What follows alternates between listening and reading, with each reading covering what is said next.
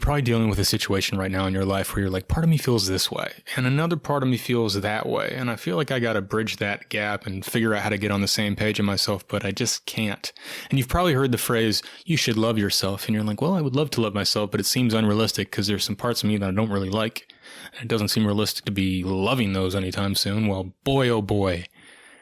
IFS, internal family systems therapy, or parts work is arguably the biggest advancement in the understanding of human nature since Freud. And yeah, you could call it a simplified Jungian theory, but what is the best stuff if not accessible? Let's simplify what Richard Schwartz simplified in his book, No Bad Parts, boil it down to the most mind-blowing things in that book, and get you a better understanding of your deeper inner nature so you can start reconciling those stressors and differences within yourself and start actually understanding the meaning of loving yourself, actually feel that as an experience. Let's break it down. So the first thing Schwartz talks about is that we're all multiple. We have this mono-mind paradigm in our culture. Like we have to be of one mind, we have one mind, and if we have different parts, well, that's not good. We have to make them all fit together, gosh dang it.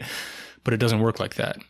We are multi-mind creatures. We have multiple parts within this system of our mind, and they have different agendas. They have different emotions. They almost have like different personalities. Of course, as he talks about in the book, that's sort of pathologized, but that's a subject for a different video. The point is like you have these different parts. Everybody does.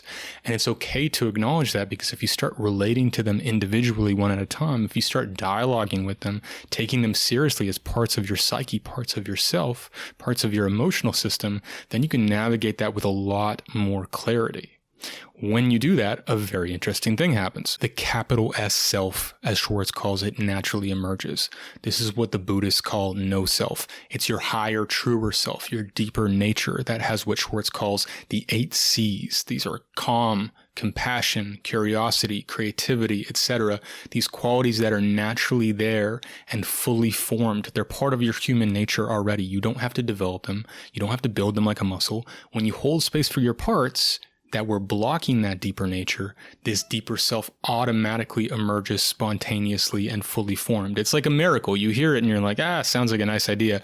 But if you try this meditation and you experience it for yourself, you'll understand it. That deeper self is always there waiting to emerge, but the parts are blocking it, and the parts are blocking it because they feel misunderstood. They're not fully heard. We suppress them, or we try to squeeze them into a box in some way. Another fascinating and frankly controversial thing Schwartz discovered is that there are no bad parts. He named his book after that. And he realized upon working with criminals who often took on the worst behaviors, the most destructive and harmful behaviors, that as he communicated with those parts that took them on, he discovered that parts are not their burdens. So at a young age, those parts of them took on a role of destructive behavior because they thought, the system and unconscious mind thought, it had to do those behaviors in order to survive or in order to protect itself in some way.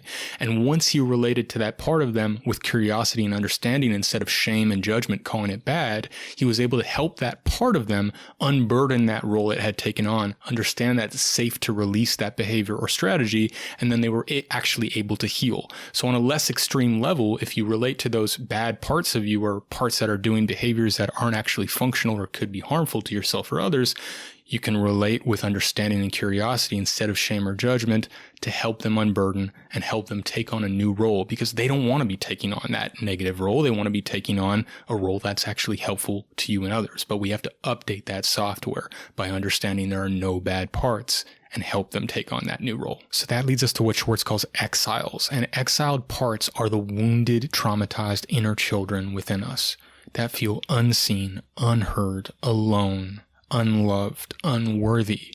And we got the memo like, hey, all that's in the past. There's nothing you can do about that now. Just leave all that behind. And that message was well-intentioned, but as a result, we exiled those parts where they stayed wounded in the past. They never got a chance to heal and update their software and their belief system and their energy.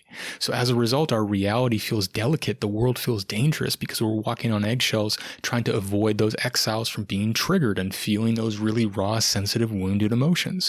But if we can work with someone, and there's plenty of IFS trained therapists out there, or somatically based trauma-informed therapists that can help you go to those inner children, those inner parts that were wounded or traumatized, help them unburden their roles so that those emotional resources that they contain can start to flow back to you, and you can start to feel connected, whole, and harmonious within again. So another wild thing Schwartz discovered, and this is where it gets really crazy. So if you haven't experienced parts work, your skeptical part, shall we say, will be fully up in this moment. But what he discovered is that there's nothing to fear.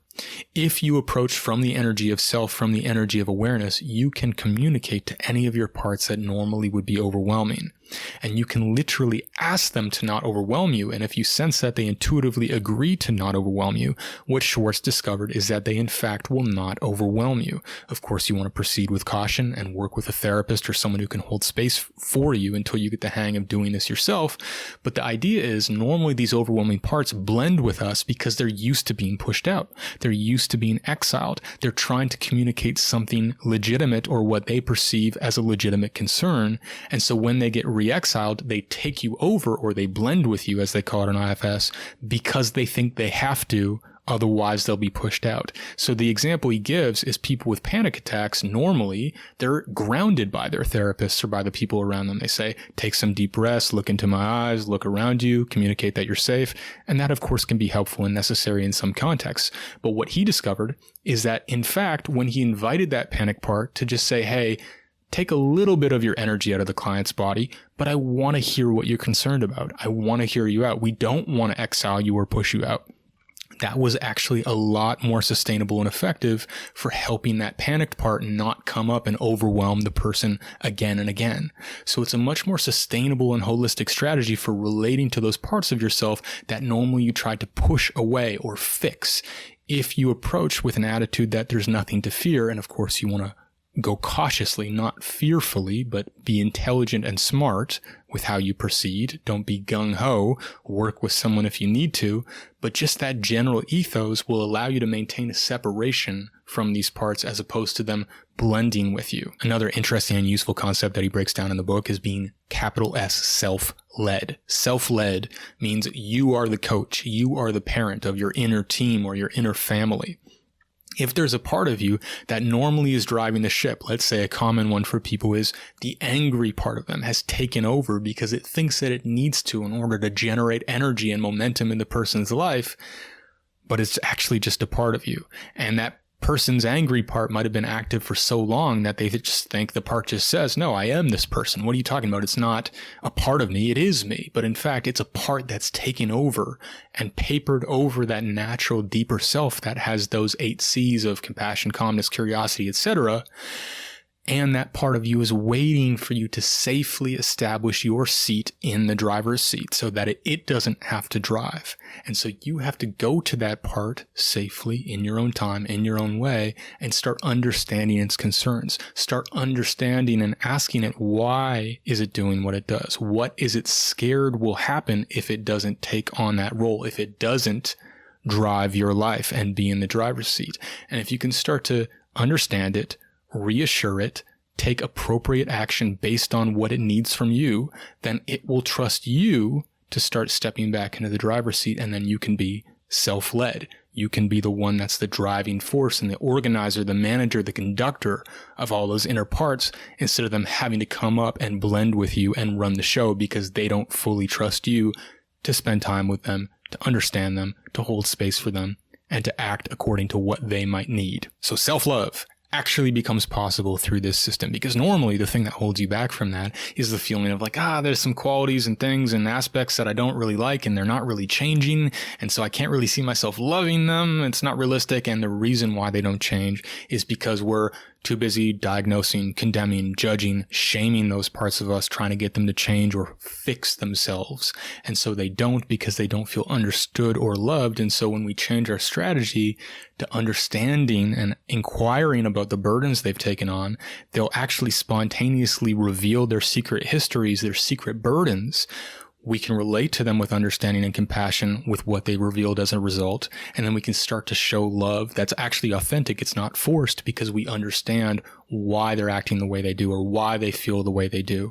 And then we can bring an energy of love. And then we can love all of our parts and our whole system and our whole self. And instead of it being a lofty idea, it's something that becomes an embodied reality on the day-to-day. It's really magical when you approach it with this system, and things start to open up in that way. So the most important thing, if this is resonating with you, is to start taking this on as an active process and practice.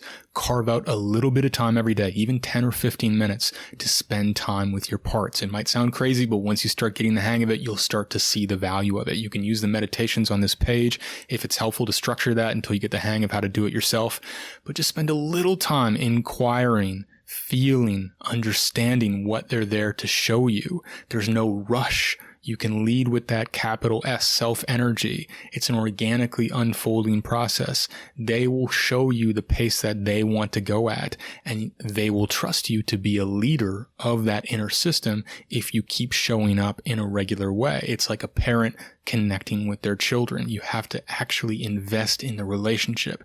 It's not a conceptual thing.